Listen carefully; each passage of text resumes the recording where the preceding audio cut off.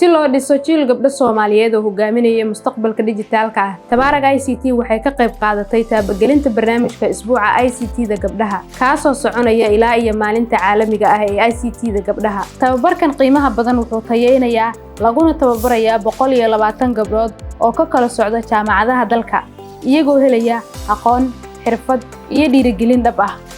Tani waa fursad ay gabdhuhu ku baranayaan garaadka macmalka iyo horumarka iyo kaalinta gabdhaha ee mustaqbalka dhijitaalka ah. Barnaamijka waxaa soo agaasimay Macadka Isgaarsiinta iyo Tiknoolajiyadda Qaranka iyo xarunta Arkaan Leadership and Innovation Hub, wuxuuna diiradda saarayaa kobcinta aqoonta, dhiirigelinta hal-abuurka iyo in gabdhaha Soomaaliyeed ay door muuqda ku yeeshaan dunida tiknoolajiyadda. Tabaarag ICT waxaa si dhab ah uga go'an inay taageerto barnaamijyada noocan ah ee lagu dhisayo bulshada. Gabdhuhuna waa hormuudka mustaqbalka dhijitaalka ah.